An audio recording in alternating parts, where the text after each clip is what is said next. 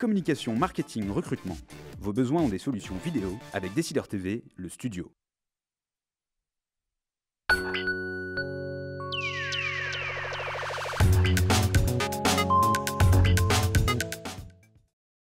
Alors, un autre internaute vous demande toujours au sujet de vos déclarations sur l'homosexualité. Avec de tels propos, ne redoutez-vous pas de devenir une caricature de vous-même? Est-ce que vous comprenez la critique? Bien sûr que je comprends, si vous savez, alors depuis 30 ans, si je ne comprenais pas la critique, ça serait vraiment très dommage. Est-ce que vous redoutez de devenir une caricature de vous-même avec ce genre de propos? Mais vous savez, le regard des autres est toujours très important. Bien sûr, ceux qui veulent me caricaturer peuvent le faire, comme moi je peux les caricaturer en les regardant. Ce n'est pas obligatoirement volontaire. Moi, j'ai des convictions. Je tiens, je n'ai jamais lâché et c'est ma fierté. Voilà. Donc après, on dit que c'est une caricature.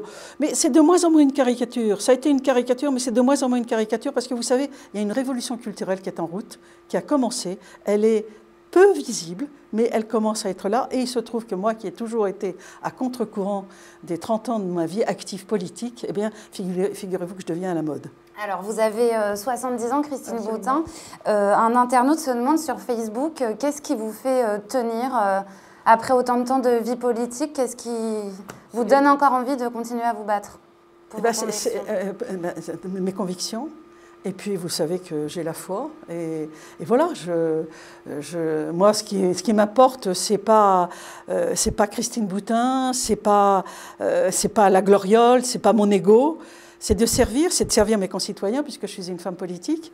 Et mon maître, c'est le Christ. Donc voilà, c'est ce qui me fait tenir. Alors, sauf erreur de ma part, j'ai lu que vous n'assisterez pas dimanche, vous ne serez pas à Rome dimanche pour la cérémonie de la double canonisation. C'est un regret ou c'est un problème d'agenda? Ou c'est votre campagne pour les élections européennes qui vous en empêche?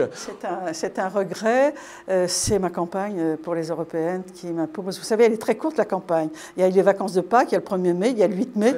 Donc, il y a des ponts. Donc voilà, il faut essayer de prendre au mieux, et mon agenda ne me permettait pas. Mais je suivrai à la télévision, bien sûr. Et ce n'est pas lié non plus à la personnalité de ce nouveau pape François. J'ai lu la semaine dernière dans le Figaro Magazine un papier qui était assez sévère en creux sur le pape François. On sentait plutôt de la distance par rapport à ce nouveau pape, surtout par rapport à son prédécesseur Jean-Paul II. Est-ce que vous faites une différence aussi entre les papes ou pas? Moi, je suis admirative et je remercie le ciel, puisque j'y crois, de ce pape François. Vous savez, Jean-Paul II, c'était le pape de la foi. Benoît XVI, c'était celui de la réflexion. Et François, c'est la charité. Benoît XVI, c'est l'espérance, pour être... Et François, c'est la charité. Et si on remonte un peu plus loin, puisque c'est une double canonisation à laquelle est associé Jean XXIII, le père du concile, comment vous le qualifieriez?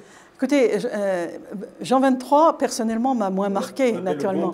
On l'appelle le bon pape, et il a eu le mérite de moderniser l'Église par ce concile. Et je pense que s'il est béatifié, c'est que c'était nécessaire. Mais moi, les papes qui me marquent profondément, c'est Jean-Paul II et Benoît XVI, et même le pape François. Tiens, il va falloir du reste que je montre la photo, parce qu'on n'est pas si nombreux à l'avoir déjà rencontré. Et moi, j'ai déjà eu l'occasion de bavarder avec le pape François, oui. Merci Christine Boutin d'avoir répondu à nos questions et à la semaine prochaine pour une nouvelle édition de Décideurs politiques.